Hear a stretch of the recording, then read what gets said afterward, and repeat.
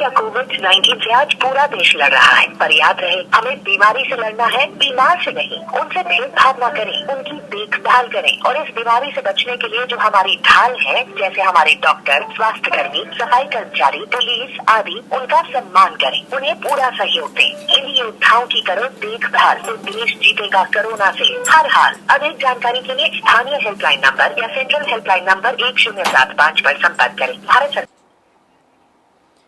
जैसे कि आप सुन रहे थे ये कॉलर ट्यून, और आज के समय में ये कॉलर ट्यून एक आम सी कॉलर ट्यून होगी है। जब भी हम किसी को फ़ोन करते हैं तो सबसे पहले यही कॉलर ट्यून बजती है, यानी कि सरकार आपको बता रही है, आपको जगाने की कोशिश कर रही है। राज्य सरकार इस मुहिम पर जुड़ी हुई है। भरसक आपको मदद करने की ज़रूरत है कि आप भी इस मुहिम से जुड़िए। इस कोरोना की महामारी से हमें निकलना है, उभरना है। हम हमेशा दोष देते हैं कि गलतियां निकालते हैं, पुलिस क्या कर रही है, लोग क्या कर रहे हैं, प्रशासन क्या कर रहे हैं। क्या हमारी जिम्मेवारी नहीं कि इस चीज़ को हम खुद भी समझें और खुद भी अनुभव करें। जैसे कि हम देख ही रहे हैं कि भीड़ भाड़ हो रही है, तो भीड़ भाड़ से हम बचें, घरों पर रहे, जितना हो सके घरों पर रहे। जसरीत, आप क्या कहेंगी?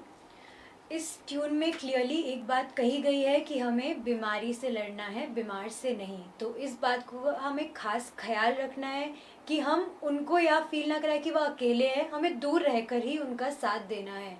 और यही वह वक्त है जिसे हमें खुद सतर्क होकर, खुद सोशल डिस्टेंसिंग कर मास्क पहनकर अपने कार्य करने हैं। अगर इस समय हमने ऐसे बिना सोचे समझे कार्य किए तो आगे हमें अपने परिवार के लिए और अपने लिए और पूरी सोसाइटी के लिए भी भारी पड़ सकता है, क्योंकि आंकड़े बढ़ते ही जा रहे हैं। तो इसी के साथ स्टार्ट करते हैं। नमस्कार, मैं नेहा गुप्ता और मैं जसरीत कौर, और आप देख रहे हो उत्तर बंगाल और सिक्किम का leading news channel SK live. आपका समय, आपकी खबर। Ministry of health and family welfare government of India के हिसाब से एक्टिव केसेस है 1,20,406, क्योर हो चुके हैं 1,19,292, डेथ हो चुकी है 6,929 की। महाराष्ट्र में कंफर्म केसेस है 82,968, एक्टिव केसेस है 42,609, क्योर हो चुके हैं 37,390, डेथ हो चुकी है 2,969 की। दिल्ली में कंफर्म केसेस है 29,654, एक्टिव केसेस है 16,229, क्योर हो चुके हैं 10,664 और डेथ हो चुकी है 761 की। वेस्ट बंगाल की बात करें तो कंफर्म केसेस है 7,738, एक्टिव है 4,236, क्योर हो चुके हैं 3,119 और डेथ हो चुकी है 383 की। बिल्कुल, और आज हम अनलॉक डे 7 में पहुंच चुके हैं। जैसे कि हम आपको दिखा रहे हैं कि पिछले दिनों से अगर हम बात करें, लॉकडाउन 1 से, उसके पहले जनता कर्फ्यू और उसके बाद धीरे करके इस कोरोना के दरों में इजाफे जो है वो होते ही जा रहे हैं। और आज भी जो है बहुत सारे कोरोना के मामले जो है वो सामने आए हुए हैं। इसी के साथ अगर हम बात करें दार्जिलिंग डिस्ट्रिक्ट की, तो दार्जिलिंग जिले में 8 मामले जो है वो नए आए हैं। इसमें से अगर सुखिया पोखरी की बात करें तो सुखिया पोखरी में 2, बीजनबारी में 1 और नक्सलबाड़ी में 3 और दार्जिलिंग म्युनिसिपल एरिया से 2 कोरोना संक्रमित जो है वो पाए गए हैं। कुल मिलाकर 8 लोगों की रिपोर्ट जो है वो पॉजिटिव आई हुई है। और इसी के साथ अगर कालिम्पोंग की बात करें तो कालिम्पोंग में भी 6 रिपोर्ट जो है वो सामने आई है। साथ ही हम आपको आज सीधा ले चलते फिलहाल दार्जिलिंग की तरफ, और वहां पर GTA के द्वारा एक अच्छी पहल की गई है। वहां पर जो भी बाहर से श्रमिक आ रहे हैं उनके लिए होम क्वारंटाइन की व्यवस्था की गई है जसरीत। और मिलिंग चाय बागान श्रमिक एसोसिएशन के तरफ से करीब 15 लोगों को खाद्य सामग्रियां जो है आज वितरित की गई है। तो वहां से हमारे संवाददाता प्रवीण गुरुङ जुड़े हुए हैं और सीधे आपको ले चलते हैं दार्जिलिंग की तरफ। नमस्कार, SK लाइभमा यहाँलाई हार्दिक स्वागत छ। दर्शकवृन्द, यसघरि देशमा 5औं चरणको लकडाउन चलिरहेको छ र अनलक 1 को प्रक्रिया पनि सुरु भएको छ र विशेष रूपले GTA क्षेत्रको जुन बासिन्दाहरूलाई GTA को तर्फबाट जुन पहलमा उहाँलाई आफ्नो घर, जति पनि हाम्रो पहाडको जति पनि मानिसहरू बाहिर रहेको छ उहाँलाई यस छन् आफ्नो घरमा फर्काउने जुन प्रक्रिया चलिरहेको छ र यसै अन्तर्गत अहिले हामी गुरुङ गाउँ मिलिङ चियाबारीको गुरुङ गाउँमा छौँ र यहाँनिर केही दिन अगाडि मात्र बेङ्गलोरबाट दुईजना सनिम गुरुङ अनि प्रभाकर गुरुङ आफ्नो घर वापसी भएको छन् र उहाँहरू केही समय अघिदेखि होम क्वारेन्टाइनमा बसिरहेको छ र तपाईँले यहाँ देखिरहनु भएको छ र आज उहाँहरूकै स्थिति जायजा लिनको निम्ति मिलिङ चियाबारीका लेबर युनियन जसको नाम छ जनमुक्ति अर्गनाइज्ड सेक्टर लेबर युनियन जुन मिलिङ चियाबारीको लेबर सङ्गठन हुन् र जसले श्रमिकहरूको निम्ति धेरै वर्ष अघिदेखि धेरै उपयोगी कामहरू गर्दै आइरहेको छ र आज उहाँहरू यहाँ आउनुभएको छ र उहाँहरूले जुन होम क्वारेन्टाइनमा बसेको छ प्रभाकर गुरुङ अनि सनिम गुरुङ उहाँहरूको निम्ति केही सरसामानहरू पनि लिएर आएको छ र उहाँले यहाँ तपाईँले देखिरहनु भएको छ यहाँनिर सरसामानहरू उहाँले लिएर आउनुभएको छ र यी सामानहरू यहाँ होम क्वारेन्टाइनमा बसेको प्रभाकर गुरुङ अनि सनिम गुरुङलाई उहाँले हस्तान्तरित गर्नेछ र उहाँहरूबाट बातचित पनि गरेर उहाँले भलाका सोध्नेछन् र तपाईँले यहाँ देखिरहनु भएको छ दुईजना हुनुहुन्छ जुन होम क्वारेन्टाइनमा बसेको छ र उहाँले आजलाई 1 हप्ता भइसकेको छ र विशेष रूपले जुन लेबर युनियन छ उहाँलाई पर्सु मुखिया अनि प्रेसिडेन्ट पर्सु मुखिया अनि सेक्रेटरी डिम्पल गुरुङको नेतृत्वमा उहाँको टोली सम्पूर्ण टोली यहाँनिर आइरहेको छ र उहाँले यहाँ मात्र नभएर गुरुङ गाउँमा मात्र नभएर जति पनि मिलिङमा 10वटा समाज अनि 6वटा गाउँ छ र सम्पूर्ण क्षेत्रमा नै गएर उहाँले जति पनि होम क्वारेन्टाइनमा बसेको छ उहाँहरूलाई यस प्रकारले खाद्य वितरण गर्ने उहाँले बताइसक्नु भएको छ र हामी तपाईँले देखिरहनु भएको छ दृश्य देखिरहनु भएको छ होम क्वारेन्टाइनमा बसेका यी दुई व्यक्तिलाई जुन प्रभाकर गुरुङ अनि सनिम गुरुङलाई उहाँको तर्फबाट ल्याएको यी सरसामानहरू दिइसक्नु भएको छ हस्तान्तरण गरिसक्नु भएको छ र आउनुहोस् हामी उहाँसँग बातचित पनि गर्नेछौँ जुन यो आज श्रमिक सङ्गठनले यो है तिमीहरूलाई भेट्न आयो तपाईँले भेट्न आएको छ र सामानहरू ल्याएको छ कस्तो लागिरहेको छ एकदम खुसी लागिरहेको छ श्रमिक सङ्गठनको तर्फबाट जुन मिलिङ चियाबारीकै हो खुसी लागिरहेको छ खुसी लाग्यो कति दिन भयो होम क्वारेन्टाइनमा बसेको 8 दिन भयो है 8 दिन भयो कहाँबाट आएको बेङ्गलोरबाट आएको जसरी यो श्रमिक सङ्गठनले आज दिइरहेको छ यो है खाद्य सामग्री दिइरहेको छ यसको निम्ति के कस्तो मनबाट कुनै धन्यवाद ज्ञापन गर्छ चाहँदैन है के भन्नु चाहन्छ श्रमिक सङ्गठनलाई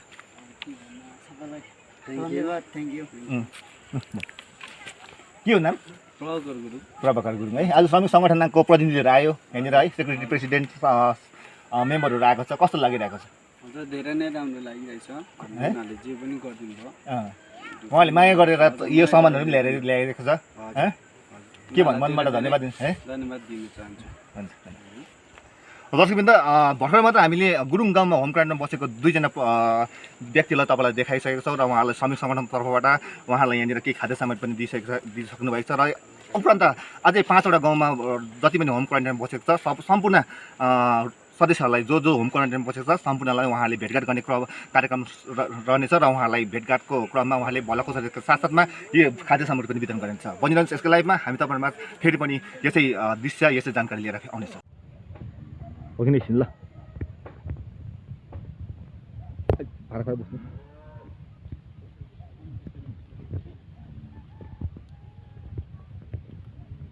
के लिएको छ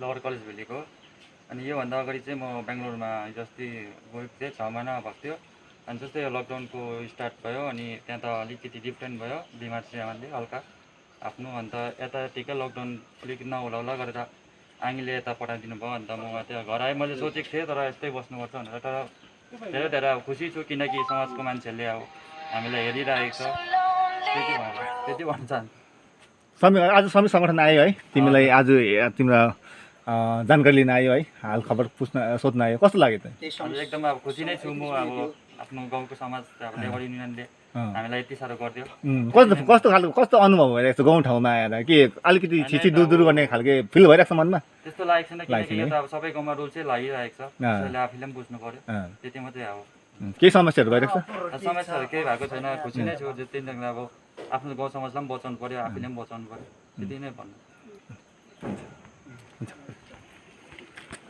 त्यही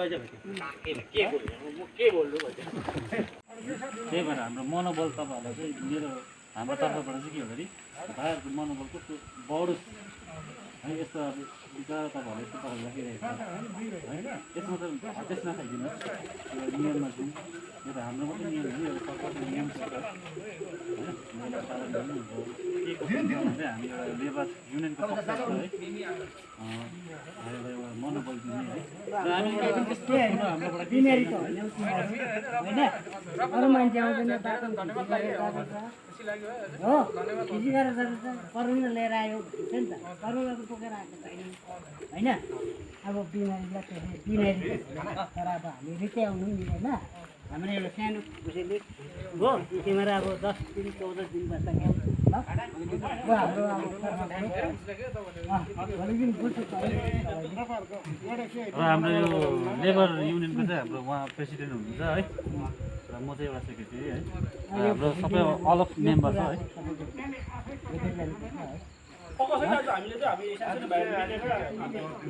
नसुरौँ मिलिङ बिचको रोड होइन यहाँनिर आउनुभएको थियो हाम्रो के अरे जुन चाहिँ यो हाम्रो लेबर युनियनको दाजुहरू आउनुभएको थियो जो प्रेसिडेन्ट सेक्रेटरी होइन उहाँको मेम्बरहरू धेरै धेरै धन्यवाद दिन्छु होइन किनभने उहाँहरूले आजको दिनमा हामी बाहिरबाट आएको मान्छेलाई धेरै साथ दिनुभएकोमा म तपाईँहरूलाई नमस्ते म सलिम तामाङ मिलिङ बिचको यहाँ हाम्रो लेबर युनियनको दाजुहरू आएर हामीलाई हौसला बढाइदिनु भयो होइन सबै यस्तो सामानहरू लिएर आइदिनु भयो त्यसको लागि धेरै धेरै धन्यवाद छ गुरुङ मिलिङवासी हाम्रो लेबर युनियन दाजुभाइहरूलाई धेरै धेरै धन्यवाद आइदिनु भयो क्वारेन्टाइन बसेको जग्गामा उहाँहरूले सोध दिनुभयो धेरै धेरै धन्यवाद तपाईँहरूलाई मेरो तर्फबाट तपाईँहरूलाई सामानहरू दिनुभयो खानेकुरो दिनुभयो धेरै राम्रो धेरै खुसी लाग्यो सबैलाई धेरै धेरै धन्यवाद है आइजोले भन्नुहोस् आइजोले तिम्रो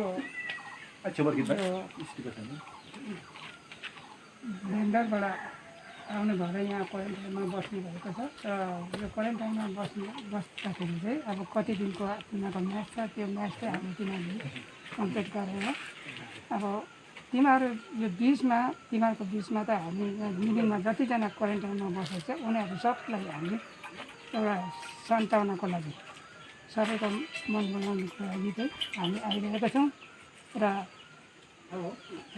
कसको थ्रुबाट आयो भन्दा चाहिँ हामी जनमुक्ति लेबर युनियनको थ्रुबाट चाहिँ तिनीहरूलाई एउटा के अरे मसिनो राहत दिएर चाहिँ आएको छौँ हामी त्यसमा चाहिँ अब जसरी हुन्छ तिमीहरूले चाहिँ अब यो क्वारेन्टाइनको पालन चाहिँ जसरी हुन्छ गरिदिनुपर्छ भन्दै म यो वक्तव्य शेष गर्छु हजुर त्यो अब हाम्रो कर्तव्य अन्त जे नियम छ त्यसलाई फलो गर्नु पर्यो हामीले होइन त्यो अब हामी डेट भएर हामी बाहिर घुमिहिँड्छु भन्नु पनि भएन नि अब हामी यहाँ निस्केर हामी फ्रिडम त घुमिरहेदैनौँ होइन आफ्नो जुन चाहिँ कर्तव्य छ त्यो त निभाउनु पर्छ भन्नु नि तपाईँले त्यो जस्तो छ है जे जस्तो छ अब बितिसकेको रहेछ यसमा भन्नु केही छैन र पनि अब मान्छेकोमा आउँछ जान्छ अब त्यस्तो यो रोगले गर्दाखेरि चाहिँ मान्छेलाई तिमीलाई करोना लिएर आयो भन्ने कुरो छ तर यो फिलिङ नगर्ने अरूलाई पनि सपोर्ट गर्ने हाम्रो कुरा चाहिँ त्यही हो नि अब म यहाँ बसिरहेको छु होइन भोलि दिनमा म निस्किन्छु अब अरूलाई फेरि गर्नु पऱ्यो नि त मैले यो सामान है सामान ल्याइदिएको छ अलिकति ल मान्छेले अलिकति क्वारेन्टाइन बस्यो होला यस्तो हुन्छ होइन हामी चाहिँ मिलिङहरू चाहिँ सबै जति हामी बस्नु छ त्यो मान्छे हो र आफू सुरक्षा पनि सबै सुरक्षा पऱ्यो कुरा चाहिँ पनि होइन अब हामी त्यसैहरू त्यहाँ हुनु पनि मिलेन हो हाम्रो चाहिँ एउटा युनियन छ कि यहाँ यो हाम्रो मिलिङभरि चाहिँ अन्त त्यो सङ्गठनबाटै अब हामीले चाहिँ यो एउटा अब सेवा कार्य सेवा त के भन्नु अब एउटा अब तपाईँहरूको मनोबल बढाउनु र उयो भने कसैले अब गाउँमा छिटछिटो नगरोस् होइन अब बाहिरबाट आएको बिमारी लिएर त आएको छैन नि त घर आउँदैछ नि त आफ्नो घर त्यसो त्यो भन्दा त कसैलाई उयो नगरोस् अब बिमारी लिएर आएको पनि होइन आफ्नो घर आएको त्यही कारण अब उनीहरूलाई पनि अरूले पनि अब सुन्दा त अलिकति अब गाउँको मान्छेले पनि अब छिटछिटो नगरोस् अन्त आउनेहरूको मनोबल गरोस् आइन्दा अरू कसैको पनि अब त्यसै गाउँको मान्छेले त्यो बाहिरबाट आएको त्यो बिमारी लिएर आएको भन्ने त नहोस् भनेर चाहिँ तपाईँलाई भेट्नु र उयो गर्नु मात्रै आएको हो अब हाम्रो त केही छैन त्यसमा होइन कसो छ अब होइन ठुलो कुरो छैन आफूले बुझेको कुरा अरूलाई पनि भन्ने आफूलाई परेपछि अरूलाई पनि पर्छ तपाईँहरू अलिकति अब मेन्टेन गरेर बसिदिनुहोस् अब हामी पनि त्यति हो होइन किनकि अब बिमारी सबैलाई पर्छ बिमारीसँग लड्नुपर्छ नि त मान्छेसँग लड्नु भएन त्यही कारण अब तपाईँहरूले पनि बुझेर हामीले पनि बुझेर यता उयो गर्नु पर्यो त्यति मात्रै हो ल यो हाम्रो काम केही छैन है ल हुन्छ अब सधैँ अब दिनै सक्दिनँ आफू यति त हो होइन भेटघाट मात्रै हो जति पनि हाम्रो होइन बाहिरबाट आउनु भएको छ त्यो हाम्रो अब गाउँवासीहरू आउनुहुन्छ काम गरेर होइन उनीहरूलाई त अब आफ्नो गाउँमा पनि सुरक्षित होस् भन्ने आफ्नो महसुस होस् किनभने उनीहरू पनि आफ्नो गाउँमा सुरक्षित छु भनेर नै यहाँ आएको छ होइन त्यही धारणा अब हाम्रो गाउँ समाजले पनि त्यो उनीहरूलाई चाहिँ अब सुरक्षित तिमीहरू सुरक्षित छौ भन्ने एउटा हौसला दिने काम गरोस् भन्दै म यति भन्न चाहन्छु। तो ये हमने देखी दार्जिलिंग की कुछ स्थिति। आगे बढ़ते आपको दिखाएंगे सिलीगुड़ी की गुरुम बस्ती की स्थिति, जहां पर एक श्रमिक जो कि बाहर से आए हैं उसको लेकर अफरा तफरी मच गई। लोग जिज्ञासुक हो गए कि वह क्यों आए हैं। और आगे बढ़ते आपको दिखाते हैं राजीव झा के साथ एक रिपोर्ट। नमस्कार, मैं आप सभी के साथ राजीव और इस वक्त सिलीगुड़ी नगर निगम के 3 नंबर वार्ड इलाके में मैं मौजूद हूँ। और यहाँ पर दुर्गा नगर इलाके में हम जहाँ उपस्थित हैं, यहाँ स्थानीय लोगों का कहना है कि 6 लोग जो हैं दूसरे राज्य से आए हुए हैं और दूसरे राज्यों से आने के बाद जो है उनका उत्तर बंगा मेडिकल कॉलेज व अस्पताल में सिर्फ स्क्रीनिंग हुई है, स्वाब टेस्ट नहीं हुआ है। और सीधे स्क्रीनिंग के बाद जो है वो यहाँ पर पहुँचे हैं, अपने घरों में नहीं रह रहे हैं, वो चारों बगल घूम रहे हैं और यहाँ जो सरकारी टॉयलेट है जो सभी के लिए उपलब्ध है उसी सरकारी टॉयलेट का ये लोग इस्तेमाल कर रहे हैं। स्थानीय लोगों का कहना है कि हम इस लगातार जो 6 लोग बाहर से आए हैं वो भी सरकारी टॉयलेट का इस्तेमाल कर रहे हैं और जिस तरह से बाहर घूम रहे हैं इससे जो है कम्युनिटी स्प्रेड का खतरा जो है बन सकता है, क्योंकि ये घना बस्ती इलाका है और घना बस्ती इलाके में जो है कम्युनिटी स्प्रेड बढ़ सकता है। यही इनका मांग ये है कि सभी का पहले इंस्टीट्यूशनल क्वारंटाइन किया जाए, उसके बाद उनका स्वैब टेस्ट हो, स्वैब टेस्ट के बाद ही हम उन्हें यहाँ प्रवेश करने देंगे। हम यहाँ कुछ स्थानीय लोग हैं, पहले उनसे हम बातचीत करेंगे कि आखिर क्या बात है और कहाँ से वो लोग जो है आए हुए हैं। क्या नाम है सर आपका? सुमित। और यहाँ पर कितने लोग और कहाँ से आए बताइए हमें आप। 6 लोग आए हुए हैं, 2 लोग कोलकाता से हैं, 2 लोग बिहार से हैं और 2 लोग में एक आदमी आपका कर्नाटक से आया हुआ है और एक आदमी और गोवा का साइड से आया है। ऐसा 6 आदमी आया हुआ है और ये 6 का 6 आदमी, लेकिन किसी प्रकार का टेस्टिंग यहाँ पे आने का बाद नहीं हुआ है। जो भी हुआ है आपका थर्मल स्कैनिंग वगैरह जो होता है वही किया गया है। हम लोग लगातार उनके घर तक पहुँचे हैं, 2-4 हम लोग जो भी हैं बस्ती के जागरूक लोग पहुँचे हैं, पूछे हैं उनसे। तो जो सिर्फ बातें हो रही है थर्मल स्कैनिंग की, क्योंकि आप जानते हैं कि अभी जिस तरीके का कोरोना का समय है इसमें कोई लक्षण पाया नहीं जाता है। इन लोगों पर जब हम लोगों का ये है कि इनका स्वैब टेस्ट हो प्रशासन के तरफ से, क्योंकि यहाँ पे आप देख सकते हैं कि किस तरीके से जनसंख्या है। यहाँ पे बस्ती का घनत्व तो बहुत ज़्यादा है, जनसंख्या घनत्व, जिसकी वजह से कोई एक दूसरे से फिजिकल डिस्टेंसिंग नहीं रख पा रहा है। फिजिकल डिस्टेंसिंग नहीं रख पा रहे हैं, इसका मुख्य कारण है आपका ये सरकारी टॉयलेट। यहाँ पे जो कि स्लम एरिया है, जो कि बहुत सारे लोग जो है वो टॉयलेट यूज़ करते हैं और जो लोग बाहर से आए हैं वो वही टॉयलेट यूज़ कर रहे हैं। तो एक तरीके से ये बहुत भयंकर परिस्थिति लेने को जा रहा है। मेरा प्रशासन से यही अनुरोध होगा कि वो इन लोगों का स्वैब टेस्ट करे और इन लोगों को एक सरकारी जो क्वारंटाइन सेंटर है एटलीस्ट वहाँ पे कुछ दिन रखा जाए। नहीं तो हम लोगों का बस्ती का स्थिति बहुत भयानक हो रहा है। पूरा बस्ती का हर एक बच्चा, हर घर का बच्चा है, हर बच्चे से लेके बूढ़ा तक सब परेशान है। हम लोगों की अपनी जिम्मेदारी है कि किस तरीके से इन लोगों को सुरक्षित रखें और ये परिस्थिति इस तरीके की आ गई है कि हम चाहते हैं कि प्रशासन इसमें आए।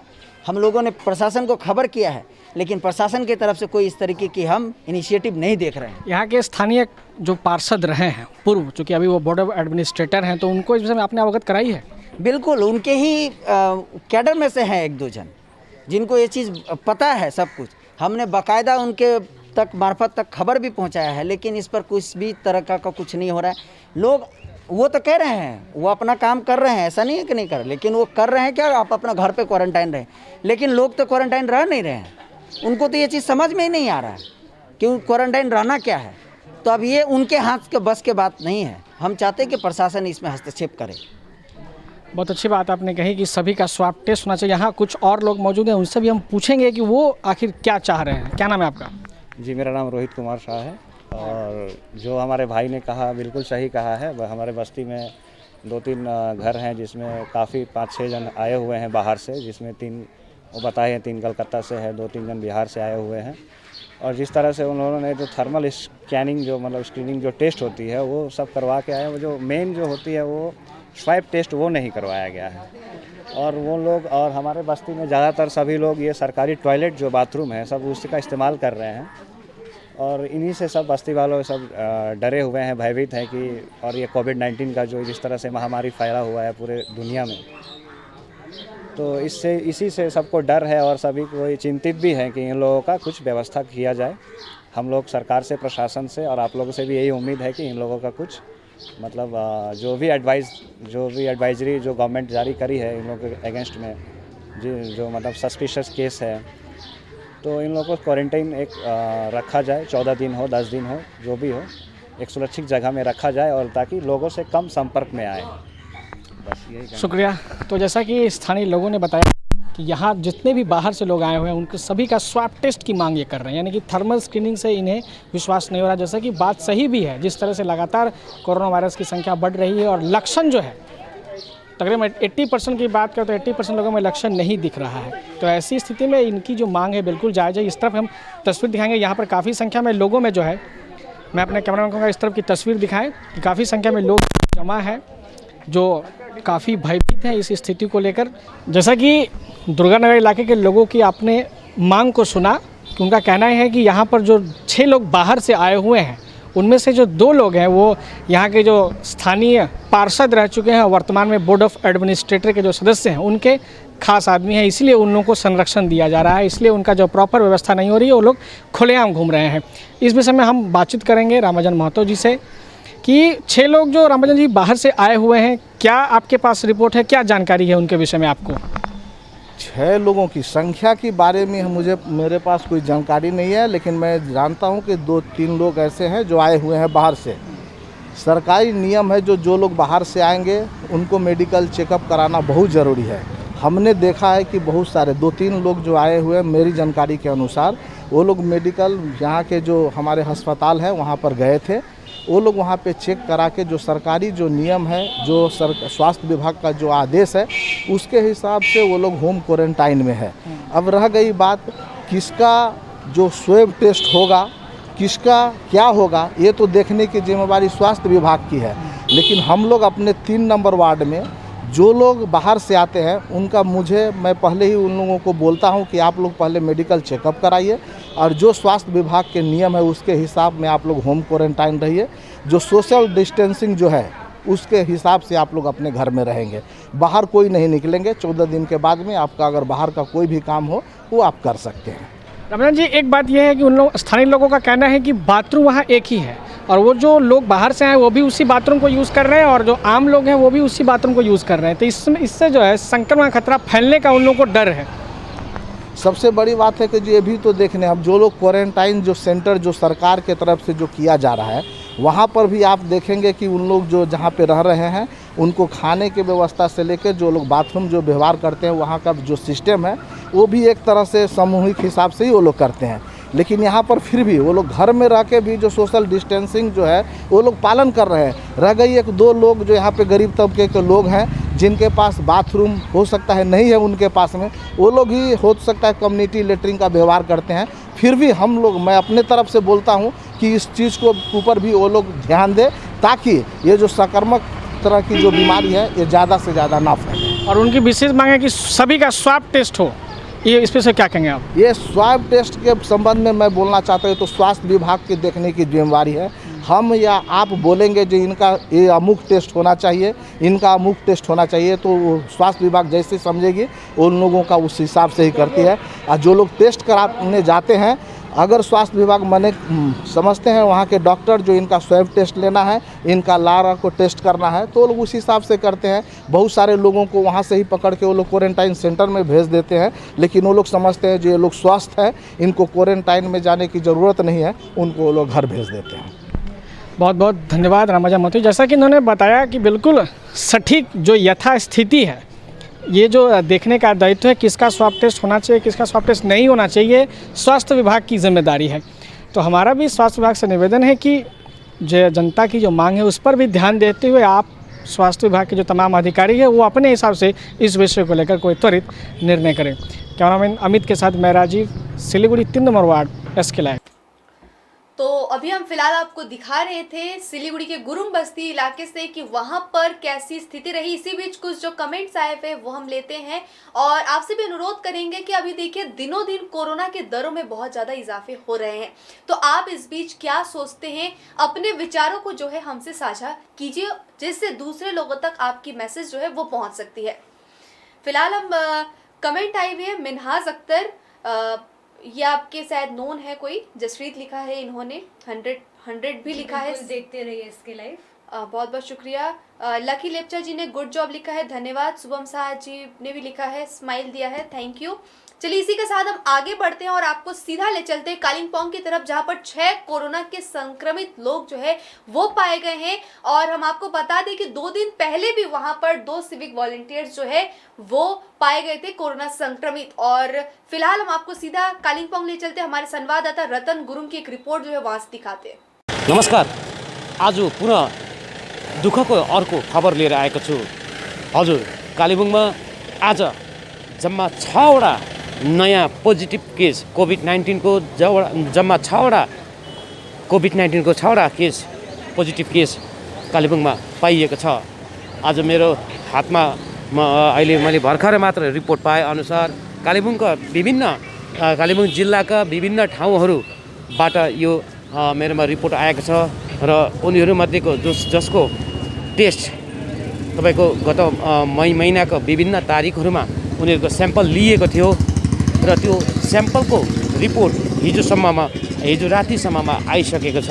अनि त्यो राति आएको रिपोर्ट अनुसार अहिले 12 बजी 11 बजीसम्मको मेरोमा जुन अपडेट छ त्यो अपडेट अनुसार 6 जनाको रिपोर्ट पोजिटिभ आएको छ। अनि त्यो रिपोर्टको आधारमा उनीहरूलाई अब अहिले कतिजनालाई तपाईँको सिलीगुडी कोभिड हस्पिटल लगिसकेको छ भनेदेखिको कतिलाई लाने प्रक्रिया चलिरहेको जानकारी पाइएको छ।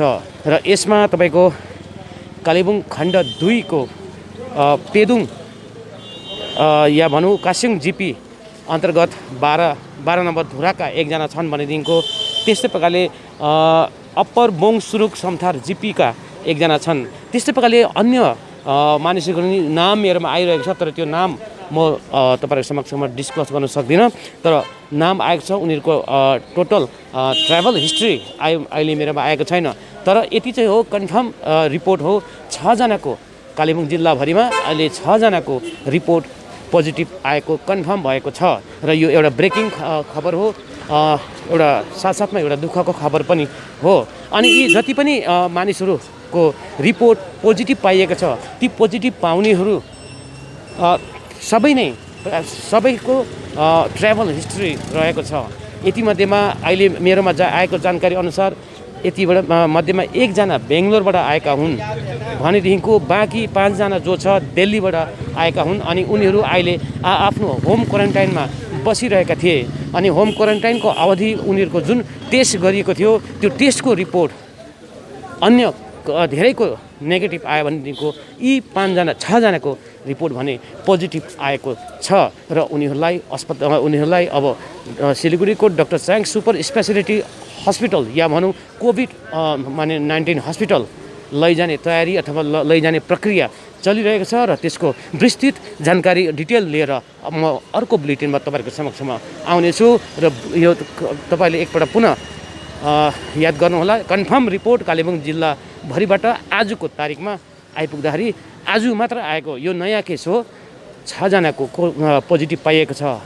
तपाईँलाई 2 दिन अगाडि मात्र 2 जना कालेबुङ जिल्ला कालेबुङ सिभिक भोलिन्टियरहरूको 2 जना पोजिटिभ पाइएको थियो। उनीहरूको अहिले डाक्टर च्याङ सुपर स्पेसिलिटी हस्पिटलमा उपचार चलिरहेको छ भनेदेखिको यो नयाँ केस जुन ट्राभल हिस्ट्री रहेको छ, 1 जना बेङ्गलोर अनि अन्य 5 जना दिल्लीबाट आएका मानिसहरू जो होम क्वारेन्टाइनमा थिए उनीहरूको रिपोर्ट जब हिजो राति आयो त्यो पोजिटिभ थियो।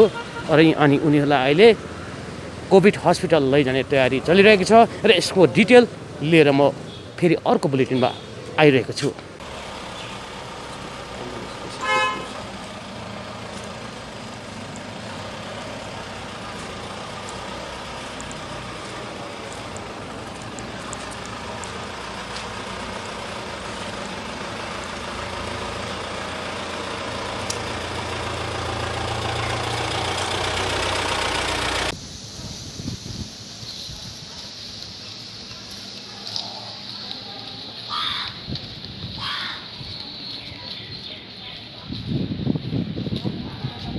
र यो कोभिड-19लाई फाइट गर्नका निम्ति भनौँ या कोभिड-19सित जुझ्नको निम्ति कालेबुङ जिल्ला प्रशासन अनि विशेष गरी जिल्ला स्वास्थ्य विभागले के कस्तो तयारी गरेको छ भन्ने सन्दर्भमा एउटा पक्ष हो एम्बुलेन्स गाडी, एम्बुलेन्स सेवा।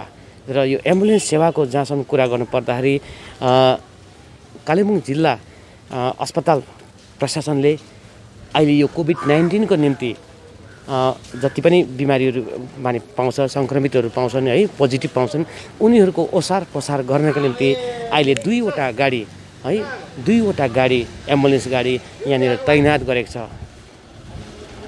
र अहिले मेरो पछाडि अहिले म कालेबुङ जिल्ला अस्पताल परिसरमा छु र मेरो पछाडि यहाँ 2वटा गाडी तपाईँले देख्नुहुँदैछ एम्बुलेन्स गाडी।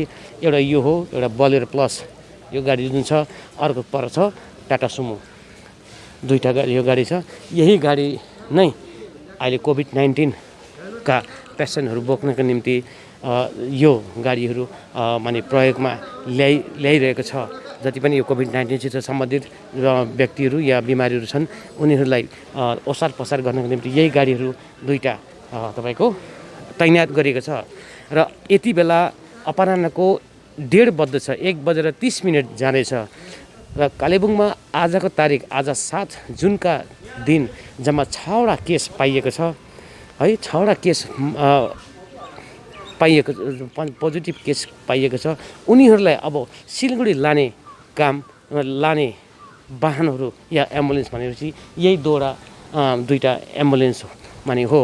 र यो 2टा एम्बुलेन्स अहिले 1:30 बजेसम्म पनि कालेबुङ जिल्ला अस्पतालको परिसरमै नै अहिले छ। र अहिले हामीलाई यहाँ अस्पताल सूत्रले बताएअनुसार अबको 15-20 मिनट या आधा घन्टाभित्रमा यी गाडीहरू ती बिमारीहरूलाई माने सिलगढी लैजानको निम्ति माने प्रस्थान गरिनेछ अथवा यहाँबाट डिपार्चर माने गराइनेछ। अनि यहाँबाट गएपछि ती मानिसहरूको घरमा गएर यी गाडीहरूमा उनीहरूलाई यहाँनिर चढाएर सिलगढी लगिने कुरा छ। र अहिले हामीलाई बताइअनुसार पेदुङ जाने जुन कालेबुङ खण्ड 2 अन्तर्गत पेदुङको तपाईँको कासिम जिपी अन्तर्गत तपाईँको यो कासिम जिपी अन्तर्गत 12 धुरामा रहेका एकजना जो कोभिड-19 का पोजिटिभ छ है, एउटा व्यक्ति छन्, उनलाई यही गाडीमा हालेर त्यहाँबाट ल्याउने छ। र ल्याउँदाखेरि अन्य जति पनि बाटोमा रहेका जति पनि कालेबुङ खण्ड 1 अन्तर्गतका जति पनि बिमारीहरू छन् उनीहरूलाई यो गाडीमा हालेर ल्याइने छ। र अर्को गाडी यो छ, यो टाटा सुमो जुन छ, यो टाटा सुमो पनि आज माने यसलाई पनि प्रयोगमा ल्याएको छ। तपाईँलाई थाहा छ कालेबुङ नगरपालिका क्षेत्रको एकजना व्यक्ति, यो 6 जना मध्येमा एकजना व्यक्ति कालेबुङ नगरपालिका क्षेत्रका छ।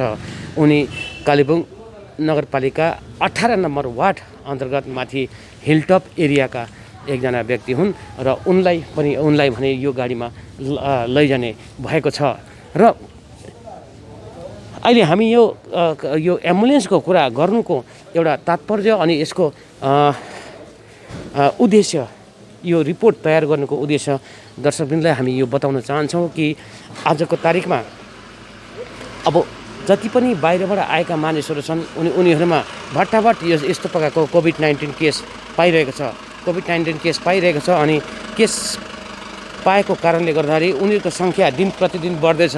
यो कालेबुङमा प्रथमपल्ट हो कि आज 6 जना व्यक्तिहरूलाई एकैसाथ सङ्क्रमित भएको रिपोर्ट आएको छ। त्यस कारणले गर्दाखेरि अब भोलिको दिनमा हुनसक्छ 6 जना, भोलिको दिनमा एक दिनमा 10 जना पनि आउन सक्छ या 15 जना आउन सक्छ या 20 जना आउन सक्छ या त्योभन्दा बढी सङ्ख्यामा मानिसहरू कोभिड-19 को माने पोजिटिभ हुनसक्छ। र यदि 10, 15 या 20 त्यतिको सङ्ख्यामा यदि कोभिड-19 आएको खण्डमा के यो 2टा गाडी पर्याप्त छ? यही प्रश्न लिएर हामी आएका छौँ कि यो 2टा गाडी मात्र के पर्याप्त छ? कोभिड-19 को जब पोजिटिभ केस पाइसकेपछि उनीहरूको चाँडोभन्दा चाँडो उपचार गरिनु जरुरी छ। किनभनेदेखिको हरेक व्यक्तिको इम्युनिटी सिस्टम, हरेक व्यक्तिको रोग प्रतिरोधक क्षमता अलग अलग हुन्छ। कसैको बेसी हुन्छ, कसैको कम्ती हुन्छ। यी बेसी हुनेहरूले धेरै दिनसम्म थेक्नु सक्ला, तर र धेरै दिनसम्म अनि धेरै समयसम्म थेक्नु सक्ला, तर इम्युनिटी कम्ती हुने मानिसहरूले त्यति माने बेसी थेक्नु सक्दैन। त्यस कारणले गर्दा जब उनीहरूको रिपोर्ट पोजिटिभ आइसकेपछि उनीहरूको उपचार पनि तुरुन्त गरिनुपर्ने माने सुरु गरिनु पर्दछ। तर हाम्रो कालेबुङ जिल्लाभरिमा है, जिल्लाको एउटा मुख्यालय भनौँ कालेबुङ जिल्ला अस्पतालले आजको तारिकमा केवल 2वटा एम्बुलेन्स यो कोभिड-19 को निम्ति मात्र तैनात गरेको छ। यसको मतलब यो होइन कि अन्य बिमारीहरूको निम्ति छैन, अन्य बिमारीहरूको निम्ति अन्य एम्बुलेन्स गाडीहरू छन् है, त्यो व्यवहारमा ल्याउन सकिन्छ। तर त्यो प्रकारको तपाईँको कोभिड-19 को निम्ति भनेदेखिको तपाईँको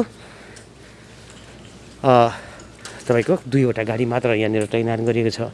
र गाडीको सुरक्षा व्यवस्था विशेष गरी चालकहरू हुन्छन् है, चालकका निम्ति चालक अनि सञ्चालकको के कस्तो सेफ्टी छ त्यो हामी एउटा हेर्ने कोसिस गर्नेछौँ। यो गाडी हो, यो गाडीलाई हामी भित्रबाट देखाउन चाहन्छौँ। यो गाडीको उतापट्टि पछाडिपट्टि जब बिमारी राख्छ भनेदेखि यो ड्राइभरको सिट हो, तपाईँले देख्नुहुनेछ। ड्राइभरको सिटमा तपाईँले देख्नुहुन्छ यहाँदेखि उता बारिएको छ, यो हरियो लुगाले यहाँदेखि उता बारेको छ। बिमारीले ड्राइभर देख्दैनन् अनि ड्राइभरले पनि बिमारी माने देख्नु पाउँदैनन्। यो प्रकारको एउटा माने व्यवस्था गरिएको छ।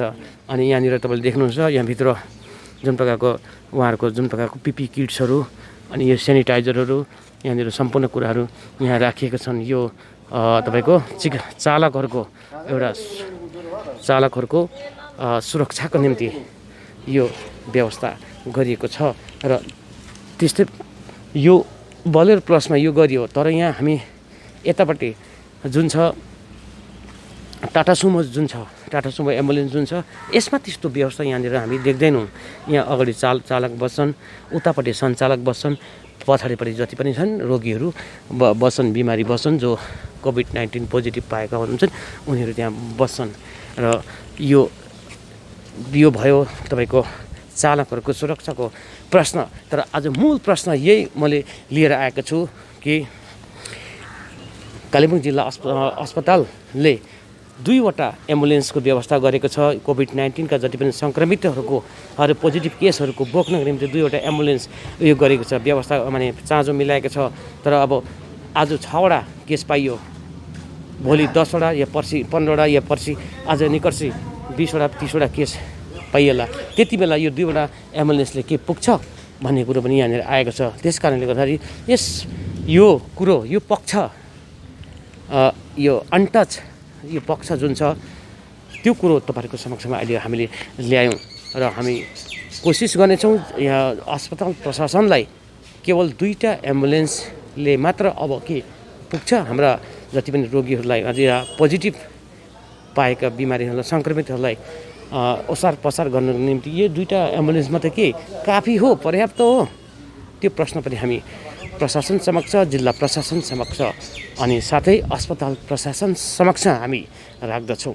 र दर्शकवृन्द, आज जुन कालेबुङमा 6जना पोजिटिभ पाइएको छ त्यसको प्राथमिक चरणको न्युज है अपडेट तपाईँलाई मैले बिहान गरेँ, एउटा ब्रेकिङ बिहान गरेँ भनेदेखिको त्यसको अब अपडेट लिएर आएको छ। अहिले मेरो हातमा अपडेट मेरोमा आइपुगेको छ। यी 6जनाहरू मध्येमा हामीलाई धेरैले सोधे कि उनीहरू कहाँको हुन् भनेर नाम पनि सोध्दै थिए, तर नाम भन्नु मुनासिब हुँदैन। तर तपाईँको ठाउँ ठेगाना चाहिँ हामी भन्न सक्छौँ ताकि अन्य मानिसहरूले पनि एउटा सतर्कता अपनाउनु सकोस् भन्ने एउटा मूल उद्देश्य राखेर नै यो ठाउँ ठेगाना अहिले म तपाईँको समक्षमा साझा गर्न गइरहेको छु। र सर्वप्रथम जो एकजना पेदुङ मैले तपाईँलाई भनिहालेँ, बिहान कास्यम जिपी माने ग्राम पञ्चायत अन्तर्गत पेदुङको 12 धुरा निवासी जुन छ उनी दिल्लीबाट आएका थिए अनि उनी यहाँ तपाईँको त्यहाँको पेदुङकै एआरडीमा रहेको जुन क्वारेन्टाइन सेन्टर छ त्यहाँनिर उनलाई क्वारेन्टाइन गरेर राखिएको थियो अनि त्यो 7 दिनपछि उनलाई छोडिएको थियो। तपाईँको हिजो या अस्तिको दिन उनलाई छोडिएको थियो र रिपोर्ट आइसक्यो, माने त्यो हिसाबले उनको रिपोर्ट अब हिजो आयो। यो क्वारेन्टाइनमा हुइन्जेल रिपोर्ट आएन, तर जब क्वारेन्टाइनबाट उनलाई मुक्त गरियो माने तब उनको रिपोर्ट हिजो आयो, पोजिटिभ आएको छ। त्यस्तै प्रकारले अर्को छ एकजना निम्बोङको एउटा लेडी हुनुहुन्छ है, उन त लेडी हो, 22 वर्षको सानै लेडी हो, जो दिल्लीबाट आएका हुन् र दिल्लीबाट आएको कारणले गर्दा आएका थिए र उनी 22 वर्षका हुन्, निम्बोङका हुन्। र अर्को एकजना छ कालेबुङ, निम्बोङकै एकजना अर्को छ है, अर्को लेडी छ। तपाईँको निम्बोङको 2 जना लेडीहरू छ, एकजना अर्को लेडी छ जो तपाईँको निम्बोङ निवासी हुन्, तर उनी माने जयगाउँ निवासी हुन्।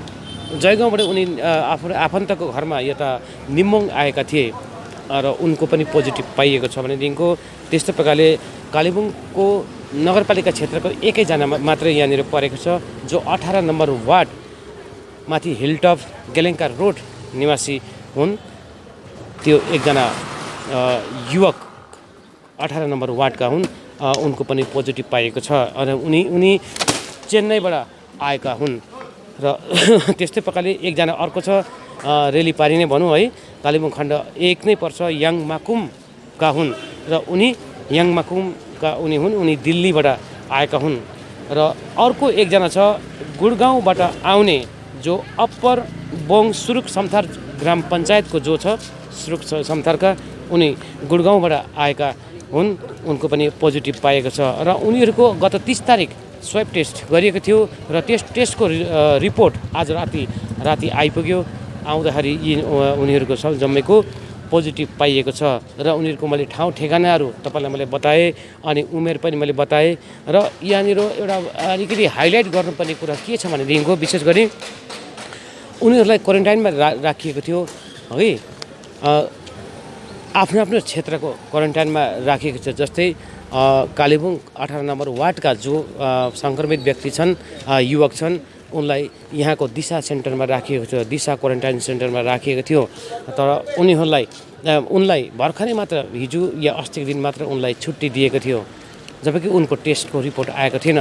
तर आज राति जसै टेस्टको रिपोर्ट आयो त्यो पोजिटिभ थियो। यो कहीँ न कहीँ यहाँनिर एउटा यो टेस्टिङमा जुन ढिलो भइरहेको छ, ढिलो भएको कारणले गर्दाखेरि एउटा थुप्रै प्रकारको एउटा विघ्न बाधाहरू आइरहेको छ, समस्या अझ दोब्बर भएर गएको छ। अब यिनीहरू यति 6 जना मानिसहरूलाई अब पोजिटिभ पाइसकेपछि अब उनीहरूको प्राइमेरी कन्ट्याक्टको कुरा आउँछ। प्राइमेरी कन्ट्याक्टमा बस्नेहरूलाई सबैलाई क्वारेन्टाइन गर्नु पर्यो है, त्यो उनीहरूको टेस्ट गर्नु पर्यो, त्यसपछि सेकेन्डरी कन्ट्याक्ट हुन्छ।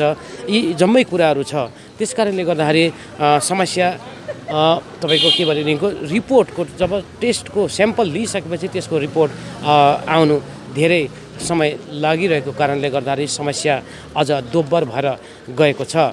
र विशेष गरी यसमा हामीले यसमा भन्ने अलिकति तपाईँको एउटा हाइलाइट गर्नुपर्ने कुरा अर्को कुरा के छ भनेदेखिको यो सरकारी गाइडलाइन अनुसार जसलाई पनि आज तपाईँ पोजिटिभ केस भेटिएको छ, पोजिटिभ जसको पनि रिपोर्ट पोजिटिभ पाइएको छ, उनको घरदेखिको 100 मिटरको जुन परिधिलाई कन्टेनमेन्ट जोन भनेर घोषित माने जिल्ला प्रशासनले भनौँ या सरकारी तपाईँको आदेश या गाइडलाइन नै दियो छ कि 100 मिटरको दायरा जुन छ, परिधि जुन छ, त्यो अटोमेटिकली कन्टेनमेन्ट जोनको रूपमा त्यहाँनिर त्यो घोषित हुनेछ। त्यस कारणले गर्दाखेरि त्यो जसको पनि पोजिटिभ केस पाएको छ उनको घरको 100 मिटरको दायरामा मानिसहरूको आवागमनमा पूर्ण निषेध गरिएको छ। त्यहाँनिर मानिसहरूको जुन प्रकारको सधैँ जस्तो आवागमन हुन्छ त्यस्तोमा पूर्ण रूपले निषेध गरिन्छ। त्यस कारणले गर्दाखेरि यो कुरो पनि ध्यान। तो ये हमने आपको एक रिपोर्ट दिखाई रतन गुरुङ के साथ। तो आगे बढ़ते आपको दिखाएंगे सिलीगुड़ी आई फाइट कोरोना बोलकर एक अवेयरनेस प्रोग्राम किया गया। Hardware merchant association, church road trade organization, hill cart road व्यवसाय समिति, सेतसिला मार्केट व्यवसाय समिति, होंको मार्केट व्यवसाय समिति, इन सभी ने मिलकर एक अवेयरनेस प्रोग्राम किया। कल्याण खान और Nepali and Bengali actor mister Tikam Sharma इसमें मौजूद थे और चीफ गेस्ट थे। और वहाँ पर इन्होंने क्या कहा और स्पेशली इन्होंने SK लाइव से क्या बातें की, वह भी आपको सुनाते हैं विस्तार से। ज़्यादा समय नहीं दूंगा, मेरी बोलने की जरूरत नहीं, आज मैं डॉक्टर साहब से सुनने की जरूरत है। हमारे साथ जुड़े हुए डॉक्टर साहब सिलीगुड़ी मर्चेंट एसोसिएशन के खास प्रतिनिधि, हार्डवेयर मर्चेंट एसोसिएशन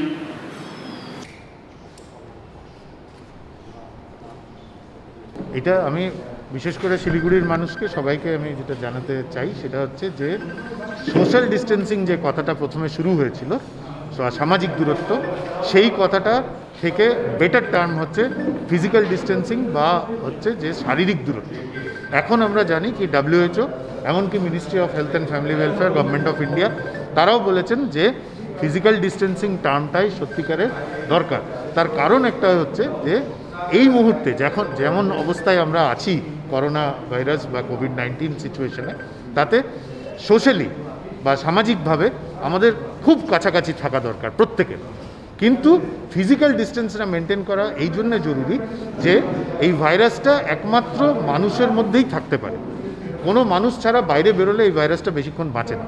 সুতরাং কোনো মানুষের থেকেই আমার সংক্রমিত হওয়ার ভয়, তাও কি মানুষের মধ্যে থেকে যখন কথা বলা বা হাঁচি বা কাশির সময় যে ছোট ছোট জলকণা যেগুলো ড্রপলেটস যেগুলো বেরোয়, তার মধ্যেই ভাইরাসটা থাকে, যেটা ম্যাক্সিমাম 1 থেকে 2 মিটার অবধি যেতে পারে। সুতরাং 1 থেকে 2 মিটারের ডিস্টেন্স যদি কোনো মানুষের থেকে আমরা রাখি, তাহলে অতি অবশ্যই এই ভাইরাসটার থেকে আমরা দূরে থাকতে পারব। আরও কি, যদি আমরা মাস্ক ইউজ করি তাহলে সেই জিনিসের পসিবিলিটিটা, ভাইরাসটা আমার শরীরে ঢোকার পসিবিলিটিটা আরও কমে যাচ্ছে। একই সঙ্গে বলবো যে ইউনিভার্সাল প্রিকশন সেটা এখন মানা দরকার, যে আমাকে ভেবে নিতে হবে যে আমার পাশের যিনি আছেন, যতজন আছেন, তারা প্রত্যেকেই কোনো না কোনোভাবে ইনফেক্টেড, হয়তো অ্যাসিমটোম্যাটিক ক্যারিয়ারও হতে পারে। সুতরাং তাদের থেকে আমাকে ডিস্টেন্স মেনটেন করতে হবে, তাদের থেকে সাবধান থাকতে হবে, একই সঙ্গে ভাবতে হবে যে আমারও ইনফেকশনটা থাকতে পারে। সুতরাং মাস্ক যে আমরা পরছি সেটাতে যেমন নিজেকে বাঁচাচ্ছি, সেরকমই আশেপাশের মানুষ, আমার আশেপাশে যারা রয়েছেন, তাদেরও আমার থেকে যদি আমার মধ্যে ইনফেকশন থাকে, তাদেরও ইনফেকশন যাওয়ার চান্সটা কম। যার জন্যে আমরা যেটা ডিসকাস করলাম যে ভালভ দেওয়া যে মাস্ক, সেই মাস্কটা চেষ্টা করতে হবে না ব্যবহার করতে। তার কারণ হচ্ছে যে এই ভালভ দেওয়া মাস্কে যখন আমরা নিঃশ্বাস নিচ্ছি, সেই সময় হাওয়াটা ফিল্টার হয়ে ঢুকছে ঠিকই, কিন্তু যখন আমরা নিঃশ্বাস ত্যাগ করছি, সেই সময় কিন্তু ওই ভালভের মাধ্যমে আমার বুকের মধ্যে থেকে নিঃশ্বাসটা পুরো বেরিয়ে যাচ্ছে। যদি আমি ইনফেক্টেড হই, তাহলে সেই ইনফেকশনটা আমার আশেপাশে ছড়িয়ে যাওয়ার সম্ভাবনা থাকছে। তাই ভালভ দেওয়া মাস্ক যদি কেউ আপনার সামনে পড়ে আসে, তাহলে তাকে দয়া করে বলুন, খুব বিনম্রভাবে পোলাইটলি বলুন যে দয়া করে ভালভ দেওয়া মাস্কটা ব্যবহার করবেন না, আমার জন্য অস্বস্তিকর এটা। আর দ্বিতীয়ত, একটু ডিস্টেন্স মেনটেন করুন। আবার সেই পোলাইটলি বলুন যে একটু ডিস্টেন্স মেনটেন করুন, যাতে আমরা সবাই সুস্থ থাকতে পারি। 1 নম্বর, দেখুন, যারা বাইরে থেকে আসছেন তারা কেউই ইচ্ছে করে নিজে ইনফেক্টেড হননি। এটা প্রথম বুঝতে হবে যে আমাদের যারা স্বাস্থ্যকর্মী, যারা পুলিশকর্মী, যারা জরুরি পরিষেবার সঙ্গে রয়েছেন, এমনকি আপনারা মিডিয়া কর্মীরা, আপনারা কি নিজেরা কোনো দিন চাইবেন যে আমি ইনফেক্টেড হয়ে যাই? কেউ চায় না। পরিযায়ী শ্রমিক যারা, তারাও কোনো দিন চান না যে তারা ইনফেক্টেড হন, কিন্তু পরিস্থিতির কারণে তারা ইনফেক্টেড। এটা প্রথম বুঝতে হবে। এবং সে যে নিজে ইনফেক্টেড, সে কোনো দিনই চাইবে না যে অন্য সবাইকে ইনফেক্ট করে দিতে, সেটাও চাইছে না। সুতরাং পরিযায়ী শ্রমিক যদি আমার আশেপাশে এসে যান, তিনি হয়তো ভীত, তিনি হয়তো একটু ভয় পেয়ে আছেন যে আমি যদি আমার ইনফেকশন ধরা পড়ে, তাহলে আমাকে কোয়ারেন্টাইনে যেতে হবে, কি হবে না হবে, সবারই মধ্যে একটা আশঙ্কা কাজ করে। তিনিও মানুষ। এই জিনিসটা বুঝে আপনাকে যেটা করতে হবে, আপনি যদি আপনার কাছাকাছিও তারা আসেন, আপনাকে আইন নিজের হাতে নেবেন না। যেটা করবেন, সেখানে এখন যেটা আমাদের করা হয়েছে, যে একটা কনসোর্টিয়াম করা হয়েছে, সমস্ত অ্যাসোসিয়েশন, ক্লাব, এমনকি ওনাদের যে সোসাইটি আছে, আমাদের ব্যবসায়ীদের সোসাইটি আছে, প্রত্যেক ওয়ার্ডে কমিটি আছে, fight corona, Siliguri fight corona বলে একটা কনসোর্টিয়াম আছে, তাদের হেল্প নিন। আপনার পাড়ার যে ক্লাব আছে, কাউন্সিলর এখন নেই এই মুহূর্তে, যারা আপনার জনপ্রতিনিধি আছেন, তাদের হেল্প নিন, প্রশাসনের হেল্প নিন, সবচেয়ে বড় কথা। তাহলেই আপনি কিন্তু এই সমস্যার থেকে বেরোতে পারবেন। নিজের হাতে কোনোভাবে আইন নেবেন না। তাদের সঙ্গে, সে পরিযায়ী শ্রমিক হোক, স্টুডেন্ট হোক, সে আপনার স্বাস্থ্যকর্মী হোক, মিডিয়াকর্মী হোক, তাদেরকে কোনো অবস্থায় আপনি কোনো রকম জোর করতে যাবেন না। তার যে ভয়ের কারণটা বোঝার চেষ্টা করুন, তাকে মানুষ হিসেবে দেখুন এবং প্রশাসনকে খবরটা দিন। কারণ খবর পাওয়াটাও খুব জরুরি। যদি কেউ আতঙ্কিত হয়ে, আমরা অনেককে দেখছি আতঙ্কিত হয়ে সে টেস্টই করাচ্ছে না, কিন্তু এখন যা সরকারি আইন আছে, তাতে আপনি যদি না চান, আপনার টেস্ট কিন্তু জোর করেও করানো যায়। কিন্তু সেই সিচুয়েশন কেন হবে? ভলান্টারিলি, নিজের ইচ্ছাতে সবাই যাতে টেস্ট করায়, যদি না করায় সেই খবরটা আপনি প্রশাসনকে দিন। आज जैसे हम लोगों ने डिस्कस किया कि मॉल बोलिए, कोई भी दुकान बोलिए, वहाँ पे कैसे आपको क्या है, देखिए मॉल गवर्नमेंट ने बोला है कि खुल सकता है, लेकिन अगर कस्टमर को कॉन्फिडेंस नहीं मिलेगा तो कस्टमर जाएगा क्या मॉल में, दुकान में जाएगा? कस्टमर नहीं जाएगा, दे विल अवॉइड। ये कोई भी दुकान हो, मॉल हो, इनका रिस्पॉन्सिबिलिटी बनता है कि they should make the customer confident कि वहाँ पे अगर कस्टमर आए तो उसका इन्फेक्शन होने का चांस नहीं है बिल्कुल। तो इसके लिए कुछ प्रबंध करना है। इसमें जैसे है कि you should maintain the norms, जैसे फिजिकल डिस्टेंसिंग है। मैंने जो बोला कि मास्क सिर्फ नहीं, सब जगह लिखा होना चाहिए no mask no entry, no mask no items, but मैंने बोला कि उसमें ऐड कर दीजिए proper mask, properly used mask, that is very important. इसको सही तरीके से इस्तेमाल नहीं करने से मास्क का कोई फायदा आपको नहीं मिलेगा। फिजिकल डिस्टेंसिंग, मास्क और हैंड वॉशिंग या हैंड का जो सैनिटाइज करना, इसका अगर पालन करें तो mostly it will be helpful. उसके साथ जो मैंने सजेस्ट किया कि आपका डिसइंफेक्शन या सैनिटाइजेशन टनल जो है एंट्री पॉइंट में बनाइए, कोई भी मार्केट हो, मॉल हो। साथ में आपका प्लास्टिक का जो कर्टन होता है, if you can use it, it becomes an added protection.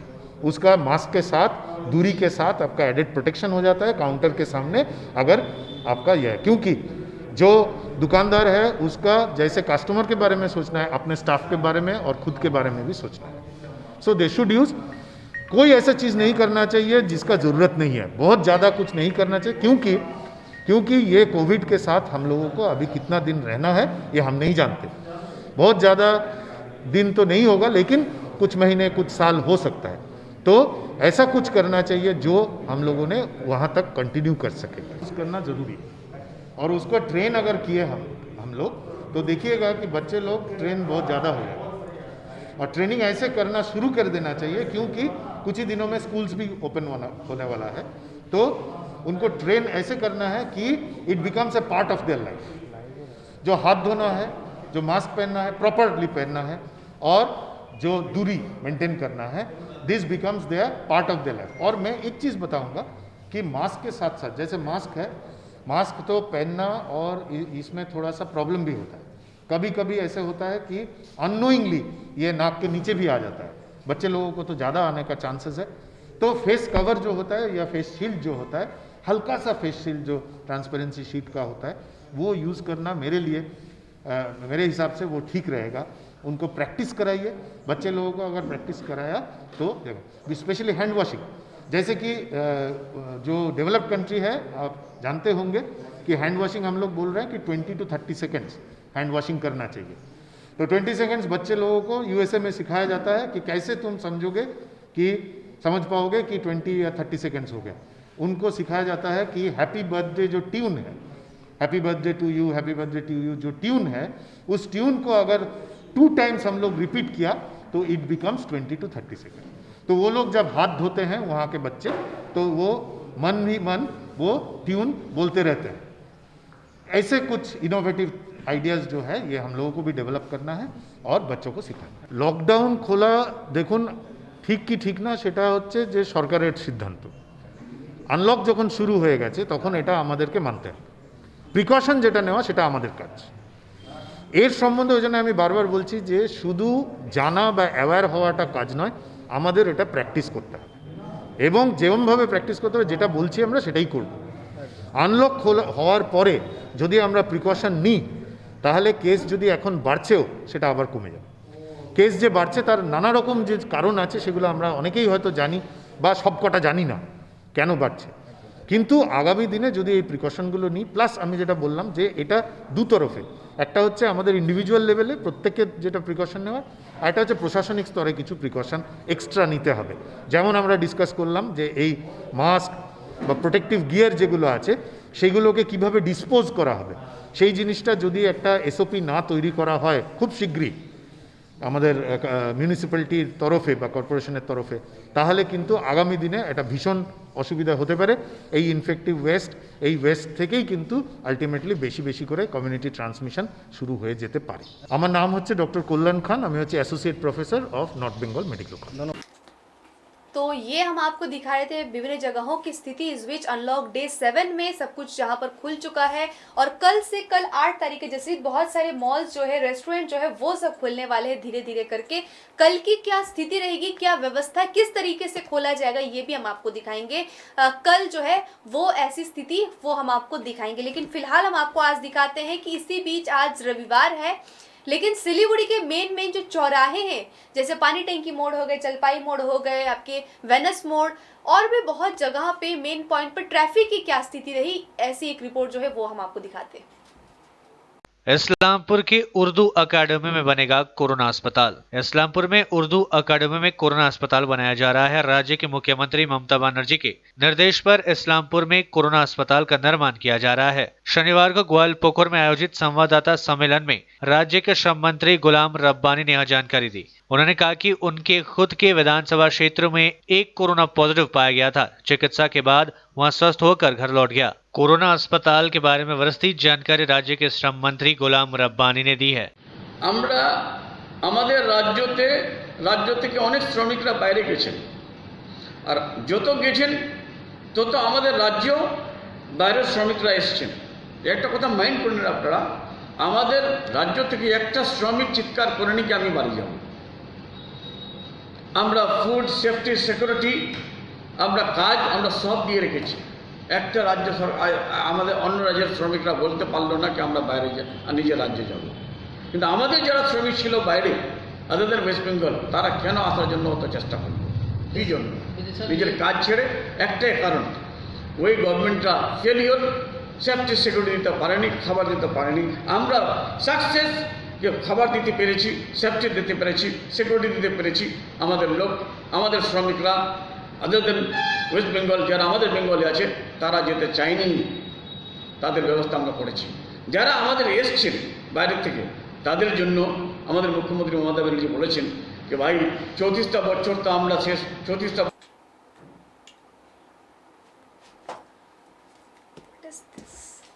माफ़ कीजिएगा, ये हम आपको फ़िलहाल दिखा रहे थे इस्लामपुर की स्थिति कि इस्लामपुर में जो उर्दू एकेडमी है उसको बनाया जाएगा, कोरोना अस्पताल जो है वो रूपांतरित किया जाएगा। और सिलीगुड़ी की स्थिति जो है वो हम आपको एक दो जगहों की स्थिति दिखाने के बाद दिखाते हैं। फिलहाल जसरीत, आप कहाँ की स्थिति जो दिखाने वाली है? जलपाईगुड़ी में जो कि है एक कैदी जो उम्र कैद की सज़ा काट रहा था, उसको वो पाया गया कोरोना पॉजिटिव। यह बहुत सोचने की बात है कि वहां तक संक्रमण पहुंचा कैसे। तो आइए आपको वहां की कुछ तस्वीरें दिखाते हैं। जलपाईगुड़ी में उम्र कैद की सजा काट रहे कैदी कोरोना पॉजिटिव, 6 पुलिसकर्मी क्वारंटाइन में। जलपाईगुड़ी में जेल में बंद उम्र कैद की सजा काट रहे एक कैदी की रिपोर्ट पॉजिटिव पाई गई है। उसे जलपाईगुड़ी कोविड अस्पताल में भर्ती कराया गया है। इसके साथ ही उसकी कड़ी सुरक्षा में तैनात 6 पुलिसकर्मियों को क्वारंटाइन कर दिया गया है। दूसरी ओर जलपाईगुड़ी जिले में कोरोना के 13 नए मामले सामने आए हैं। जलपाईगुड़ी केंद्रीय संशोधन नगर में उम्र कैद की सजा काट रहे कैदी की शरीर में कोरोना संक्रमण पाया गया। स्वास्थ्य विभाग के सूत्रों के अनुसार 15 मई को तबीयत बिगड़ने पर उस कैदी को जलपाईगुड़ी अस्पताल में भर्ती कराया गया था।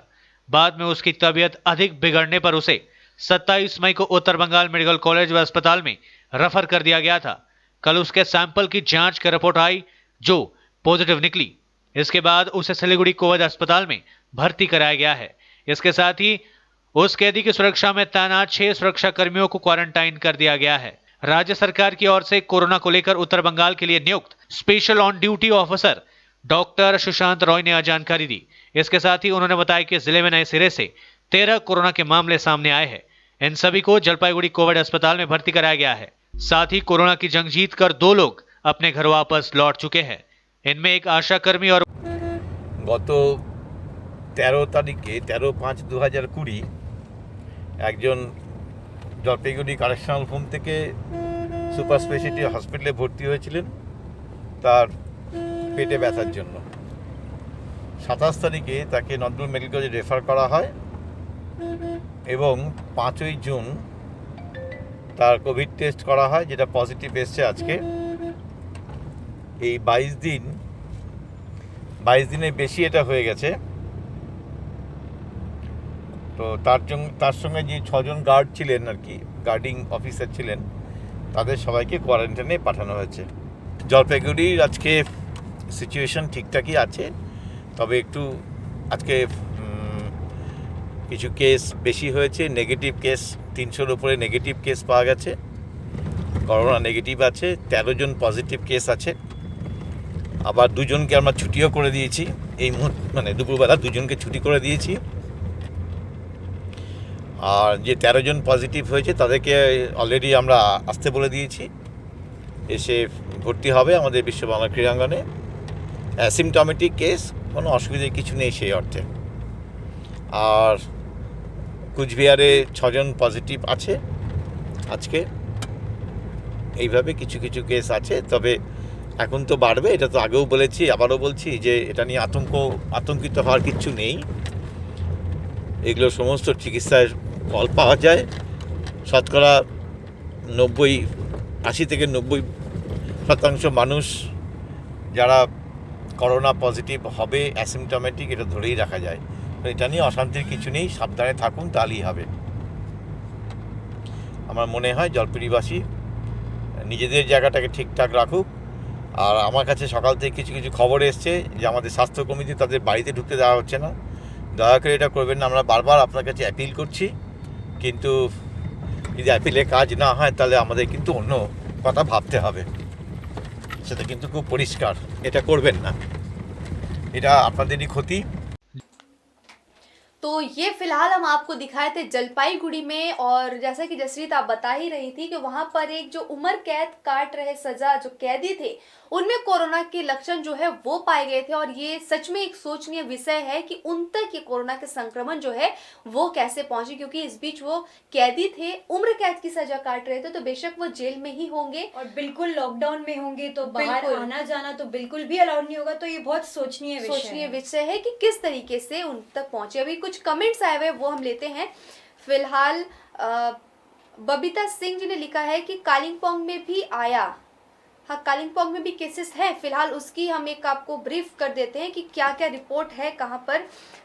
जो अभी अभी हमारे पास रिपोर्ट आई है हमारे संवाददाता के अनुसार, प्रशासनिक सूत्रों से जो मिल रही है जानकारी, कालिंपोंग में और दार्जिलिंग में कुल मिलाकर अभी अभी 12 रिपोर्ट आए हैं, और इससे पहले भी 6 रिपोर्ट पहले आ चुके हैं।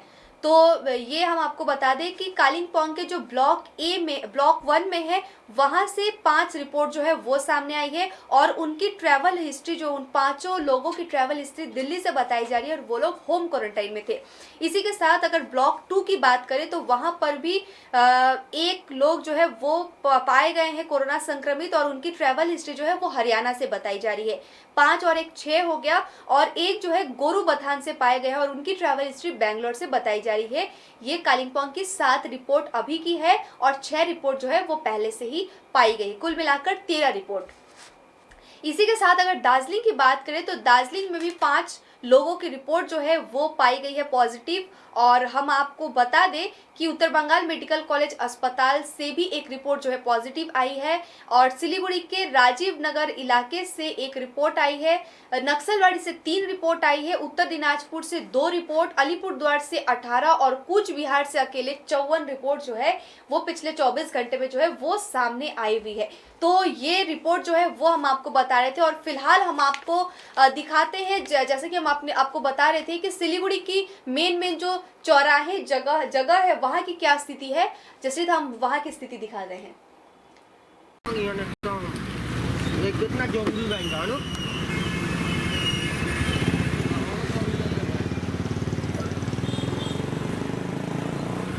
आप देख रहे हैं सिलीगुड़ी की कुछ तस्वीरें,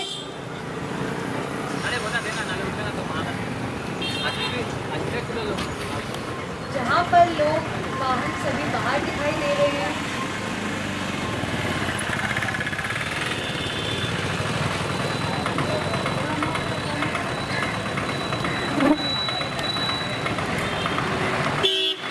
ये चंपासरी मोड़ की कुछ तस्वीरें दिखा रहे हैं, जबकि आज संडे है, फिर भी काफ़ी व्हीकल्स जो कि बाहर दिखाई दे रहे हैं, और लोग भी काफ़ी बाहर दिखाई दे रहे हैं, कुछ साइकिलों पे चलते हुए, सब अपने अपने तरीके से बाहर निकले हुए। बिल्कुल आप देख ही सकते हैं कि ये चंपासारी की फिलहाल स्थिति जो है वो आज की हमने आपको दिखाई। अनलॉक डे 7 की स्थिति जो है ये सिलीगुड़ी से फिलहाल हम आपको दिखा रहे हैं। और दिनों दिन जिस तरीके से कोरोना के दरों में इजाफा हो रहे हैं, इसकी बढ़ोतरी हो रही है, ये खुद में एक सोचने वाली बात है कि जब लॉकडाउन शुरू हुई थी तो उस टाइम जो है उस वक्त कोरोना के मामले जो थे वो लगभग 550 के ऊपर थे और अभी लॉकडाउन के चौथे चरण तक और 2.5 महीने तक ख़त्म होने के बाद भी अभी आप देख रहे हैं कि सब कुछ अनलॉक हो चुका है, लेकिन रोज़ाना जो है 8 से 9-10 हज़ार तक रिपोर्ट जो है आंकड़े जो है वो सामने आ रहे हैं। और फिलहाल आप देख रहे हैं कि ये हम आपको दिखा रहे हैं दार्जिलिंग मोड़ की स्थिति सिलीगुड़ी की। यहाँ पर आप देख सकते हैं आज रविवार है तो उतनी भीड़ तो नहीं देखी जा रही है, लेकिन फिर भी का वाहन जो है वो चल रही है।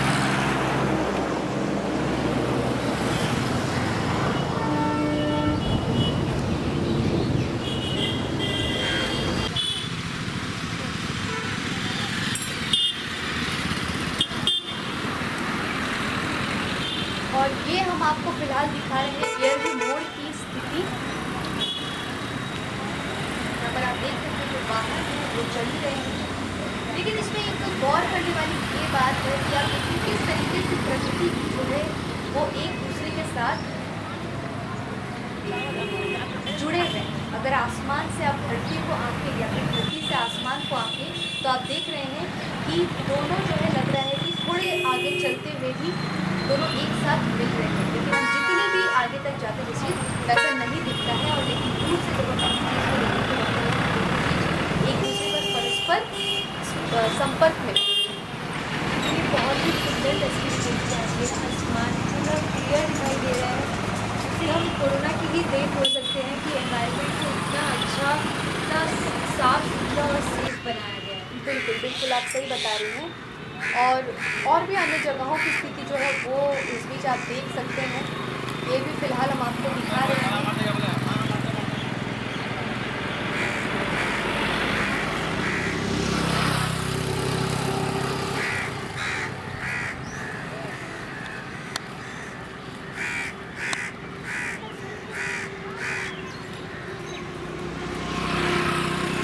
और ये भी हम आपको दिखा रहे हैं शहर की विभिन्न जगहों के बीच हम आपको लॉकडाउन की स्थिति को दिखाते हैं कि लोग जो है कितने सजग है, जागरूक है या नहीं, वो खुद ही आप देख सकते हैं, समझ सकते हैं। और कुछ ऐसी स्थिति आज सड़क की लोग जो है अभी भी अपने कामों से बाहर निकल सकते हैं, ऐसी स्थिति जो है वो आप देख सकते हैं। सामानों को ढोल करके लेके जा रहे हैं, बैठे चलिए लेके जा रहे हैं।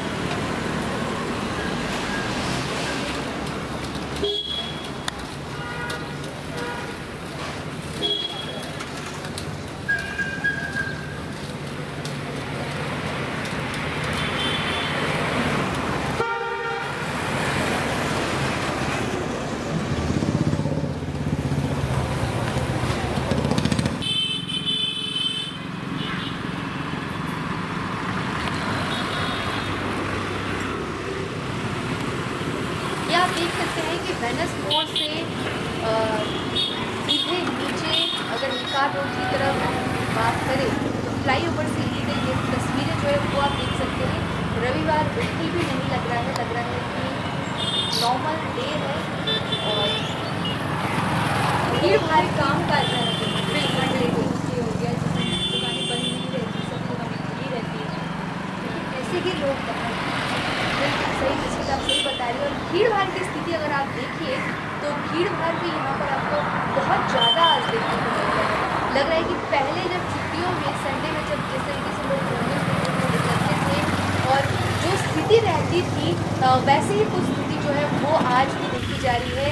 और ये पानी टैंकी मोड़ से फिलहाल ये स्थिति हम आपको दिखा रहे हैं, ये भी आप यहाँ की भी स्थिति देख सकते हैं, लेकिन पानी टैंकी मोड़ तो फिलहाल बिल्कुल भी नहीं देखी जा सकती। और यहाँ पर आप देख सकते हैं जो गिने चुने वाहन जो है वो अपने कामकाजों के लिए निकले हैं। तो ये हमने आपको कुछ तस्वीरें दिखाई सिलीगुड़ी की विभिन्न जगहों की। आगे बढ़ते आपको दिखाएंगे घुघुमारी माई रिचा फुटबॉल कोचिंग सेंटर के द्वारा सम्मानित किया गया मीडिया कर्मी, पुलिस और सफाई कर्मियों को। और इसमें देबाशीष मंडल जो कि SK लाइव के ही एक रिपोर्टर है, उनको भी सम्मानित किया गया। तो आइए आपको वहाँ की एक रिपोर्ट दिखाते हैं। বৃক্ষরোপণের মাধ্যমে আমরা আমাদের এই প্রোগ্রাম শুরুয়াত করব। মানে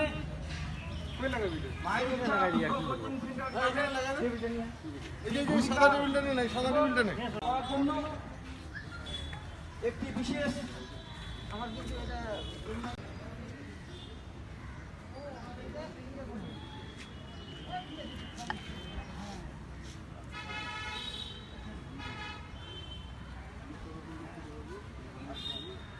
इसे आगे बना दो ना।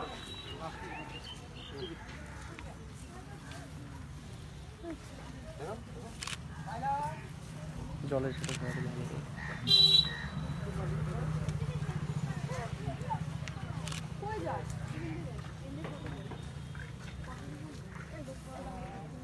ভালো বসুন একটু সামনে থেকে সরে যাও, সামনে দাদা একটু সামনে থেকে সরে যাও।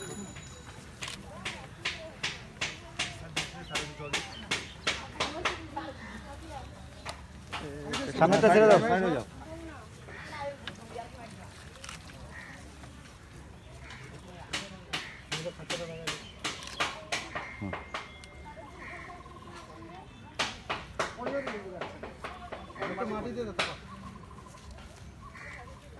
এটা কি গাছ? এটা জারুল বলে।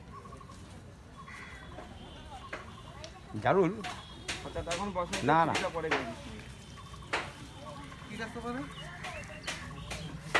সেফ একজনের হয়েছে আর 4 জনে কিন্তু হয়নি। সেই জন্যই বলছি যে এটাকে ভয় পেলে চলবে না, এর সঙ্গে আমাদের লড়াই করতে হবে। এই লড়াই জারি রাখবেন। আমরা যেরকম লড়াই করছি আমাদের সঙ্গে আপনাদেরকে সহযোগিতা করার জন্য অনুরোধ করছি।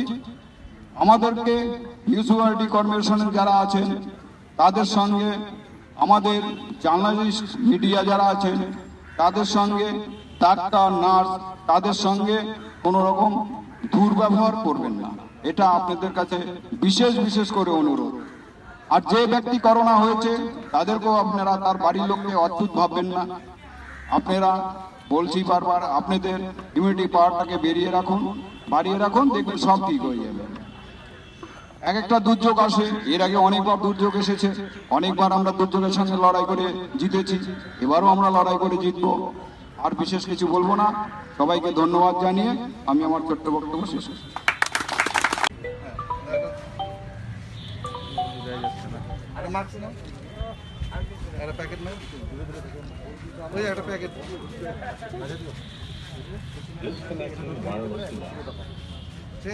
আর তোমরা দাঁড়াও, খাওয়া দাওয়ার ব্যবস্থা আছে, ঠিক আছে?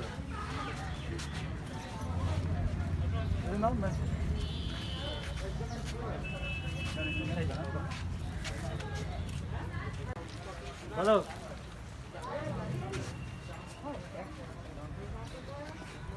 সে তো জানি না এখনো।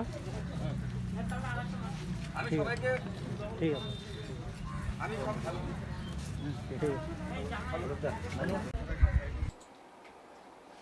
तो मैं आपको कुछ पढ़ के कमेंट सुनाना चाहूँगी। शुभम शाह ने कहा है कि गुड जॉब, थैंक यू, आप देखते रहिए SK लाइव। और बाबुल लामा ने कुछ कहा है लेकिन हमें समझ नहीं आ रहा है, आप थोड़े स्पष्ट भाषा में लिखिए प्लीज़। और आज का सेशन हम यहीं ख़त्म करना चाहेंगे। हमने आपको दिखाई उत्तर बंगाल और सिक्किम की विभिन्न जगहों की तस्वीरें, जिसको देखकर आप समझ ही गए होंगे किस तरीके से केसेस बढ़ रहे हैं और किस तरीके से हमें प्रिकॉशंस लेने की ज़रूरत है। बिल्कुल, तो आप प्रिकॉशंस लेते रहिए, सुरक्षित रहिए और देखते रहिए SK लाइव। और बस कुछ ही मिनटों में हम आपको लेके आ रहे हैं आज पूरे दिन की जो अपडेट है, कोरोना की अपडेट, वो हम आपको दिखाते हैं। बस 2-5 मिनट में आप हमारे साथ जुड़िए फिर से। 100% आयुर्वेदिक दमादमन किट प्राप्त करें और अपने फेफड़ों को बिना किसी दुष्प्रभाव के घातक वायरस से लड़ने की शक्ति बढ़ाएं। फेफड़ों की ताकत बढ़ाने और साथ ही साथ एलर्जी, खांसी या फिर ब्रोंकाइटिस और अस्थमा जैसी बीमारियों से भी लड़ने के लिए राहत देती है दमादमन किट। इस किट में आप पाएंगे दमादमन सिरप, दमादमन चूर्ण, दमादमन हर्बराज हर्बल टी, जिसका मूल्य है 750 और आपको देने हैं सिर्फ 700 रुपए। Contact number 8597738095। क्या आपके घर में शादी है, कोई फंक्शन तो होगा, तो उसकी वीडियोग्राफी और फोटोग्राफी तो करवानी है। आज तकनीक दिनों दिन बदल रही है, कहीं गलत हाथों में मत पड़ जाइए। तरीका बदल गया है, आप भी बदलिए। याद रखिए सिडवैप से आधुनिक तकनीकों के साथ अपडेट रहता है और आपके बजट के अनुसार ही वीडियोग्राफी और फोटोग्राफी करते हैं। आप सोच रहे होंगे ये सिडवैप्स क्या है? शादी हो या कोई फंक्शन, इन पलों को सजोने के लिए याद रखिए Somani Institute of Digi Vision and productions.